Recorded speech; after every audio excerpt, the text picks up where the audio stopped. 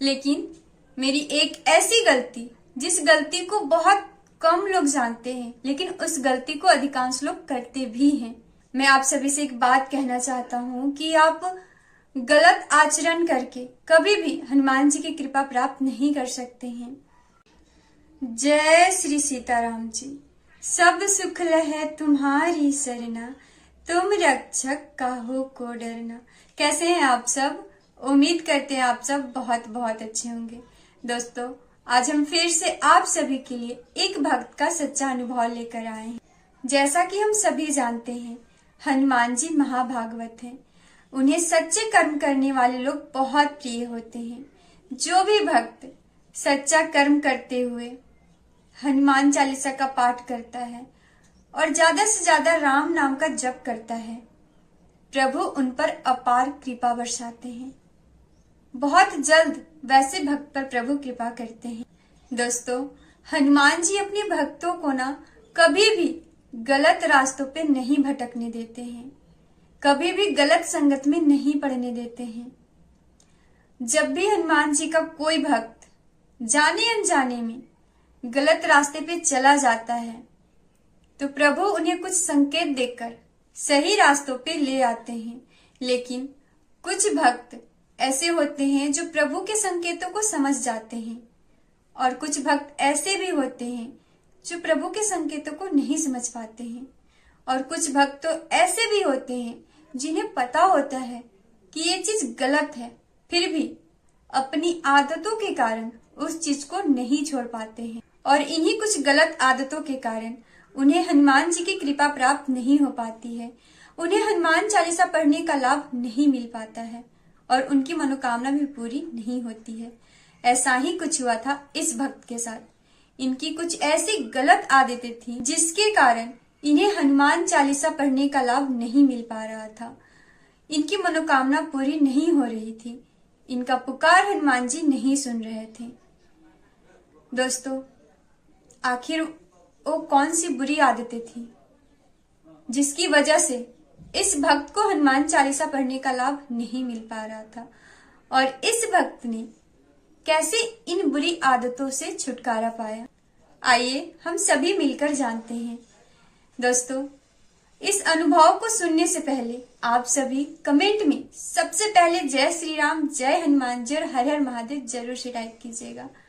तो आज का अनुभव हमें भेजा है वैशाली बिहार से पंकज सोनी जी ने। वे बताते हैं कि दीदी, मैं 2010 से राम नाम का जप और हनुमान चालीसा का पाठ करते आ रहा हूँ। मैं हर रोज सुबह उठकर सबसे पहले नहा धोकर साफ सुथरे वस्त्र धारण करके हनुमान जी के सामने जाकर एक दिया जलाकर भोग लगाकर राम नाम का जप करता हूँ, राम स्तुति का पाठ करता हूँ। उसके बाद हनुमान चालीसा का, हनुमान अष्टक का पाठ करता हूँ और अंत में हनुमान जी की आरती करता हूँ। और मैं यह प्रतिदिन करता हूँ। लेकिन 2010 से लेकर 2018 तक मुझे हनुमान चालीसा पढ़ने का कोई लाभ नहीं मिल रहा था। मैं पूरे भाव से हनुमान जी की पूजा करता था, पूरे भाव से उन्हें राम नाम का जप सुनाता था, राम स्तुति का पाठ सुनाता था, उन्हें हनुमान चालीसा सुनाता था। लेकिन मेरी मनोकामना पूरी नहीं हो रही थी। मेरे जीवन से संकट खत्म होने का नाम नहीं ले रहा था। एक परेशानी खत्म नहीं होती कि दूसरी परेशानी तैयार होती थी मेरे लाइफ के लिए। समझ में नहीं आ रहा था कि क्या करे क्या नहीं करे, आखिर गलती कहाँ हो रही है, पता ही नहीं चलता था। लेकिन 2018 में मेरे साथ कुछ ऐसी घटनाएं घटी जिसकी वजह से मुझे पता चला कि मेरी इन गलतियों की वजह से मुझे हनुमान चालीसा पढ़ने का लाभ नहीं मिल पा रहा है। हनुमान जी मेरी मनोकामना पूरी नहीं कर रहे हैं। 2018 में अचानक से मेरी जॉब चली जाती है बिना किसी कारण के। मैं नई जॉब के लिए बहुत ट्राई कर रहा था, लेकिन मुझे नई जॉब नहीं मिल रही थी और मेरी आर्थिक स्थिति धीरे धीरे बहुत खराब होने लगी। एक दिन मैं जॉब के सिलसिले में कहीं बाहर जा रहा था और मैं जिस ट्रेन से जा रहा था उसी ट्रेन में मेरी सामने वाली सीट पे 2 संत बैठे हुए थे। और वे जो 2 संत थे वे राम जी और हनुमान जी की बातें कर रहे थे। उनकी बातें सुनकर मेरी आंखों से आंसू आने लगे। उनकी बातें सुनकर मुझे एहसास हुआ कि मैं इतनी बड़ी गलती कर रहा था। मुझे मेरी गलत आदतों का एहसास हुआ। वे आगे बताते हैं कि दीदी, आज अधिकांश भक्त लोग ऐसी गलती करते हैं, बट उन्हें पता नहीं होता है कि वे गलती कर रहे हैं, क्योंकि ये बहुत छोटी छोटी गलतियां हैं जिस पे ध्यान देने की जरूरत है। अगर आप हनुमान चालीसा पढ़ रहे हैं और इन गलतियों को कर रहे हैं तो आपको कभी भी हनुमान चालीसा पढ़ने का लाभ नहीं मिलेगा। आज मैं वही गलती आप सभी के साथ शेयर करने जा रहा हूं। आप सभी से निवेदन है कि आप सभी मेरे अनुभव को बहुत ध्यान से सुनिएगा। दोस्तों, ये भक्त बताते हैं कि दीदी, मैं हनुमान चालीसा तो पढ़ता था, लेकिन साथ में जब अपने घर पे होता या फिर अपने काम पे होता तो मैं लोगों की बुराई करते रहता था। हमेशा लोगों में कुछ न कुछ कमियां निकालते रहता था। और जब भी घर पे खाना खाता तो खाना अच्छा हो या बुरा, कुछ न कुछ खाने में भी कमी निकालते रहता था। उससे मां अन्नपूर्णा का अपमान होता, पर इस बात को मैं नहीं समझ पा रहा था।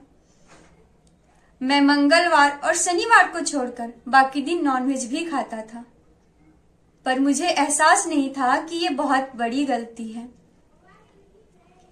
ये गलती तो सभी लोग जानते हैं, लेकिन मेरी एक ऐसी गलती, जिस गलती को बहुत कम लोग जानते हैं, लेकिन उस गलती को अधिकांश लोग करते भी हैं, वो गलती थी प्रभु श्री राम से जुड़ा हुआ।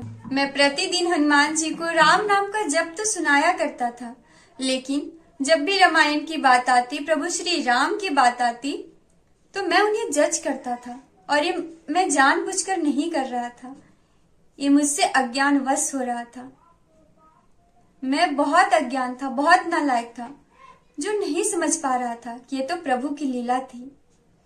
मैं हमेशा बोलता कि राम जी तो माता सीता के साथ ऐसे किए, राम जी तो उस भक्त के साथ ऐसे किए। हमेशा प्रभु को जज करते रहता था, और ये मेरी सबसे बड़ी भूल थी। और इसी वजह से मुझे कभी भी हनुमान चालीसा पढ़ने का लाभ नहीं मिल रहा था।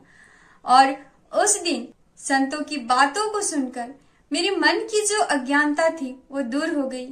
मैं उसी वक्त प्रभु को ध्यान करते हुए, उनका स्मरण करते हुए बहुत रोने लगा और उनसे अपनी गलतियों की माफी मांगने लगा। मैं आप सभी से एक बात कहना चाहता हूँ कि आप गलत आचरण करके कभी भी हनुमान जी की कृपा प्राप्त नहीं कर सकते हैं। अगर आप हनुमान जी की कृपा पाना चाहते हैं, आप चाहते हैं कि आपको हनुमान चालीसा पढ़ने का लाभ मिले, हनुमान जी आपकी मनोकामना पूर्ण करें, तो सबसे पहले भगवान राम के प्रति अपने भाव को, अपने विचार को शुद्ध करना होगा, अपनी आदतों को ठीक करना होगा, अपने कर्म को सच्चा करना होगा।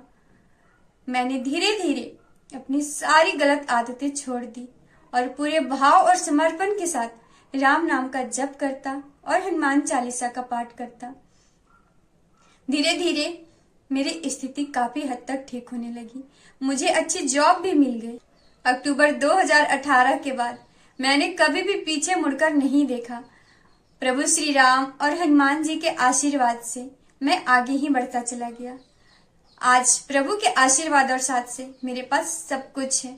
अंत में मैं आप सभी से यही कहना चाहता हूँ कि आप सभी अपनी कर्म को सच्चा रखकर हनुमान जी की भक्ति कीजिए और ज्यादा से ज्यादा राम नाम का जप कीजिए। प्रभु आपकी भी पुकार अवश्य सुनेंगे, आपकी भी मनोकामना अवश्य पूरी करेंगे। जय श्री राम। तो दोस्तों, आज का अनुभव आप सभी को कैसा लगा, आप हमें कमेंट करके जरूर बताइएगा। तो आज का वीडियो यहीं तक। जल्द मिलते हैं एक और नए वीडियो के साथ। आप सभी हमारे साथ मिलकर बोले सियावर रामचंद्र की जय, पवन सुत हनुमान की जय, उमापति महादेव की जय।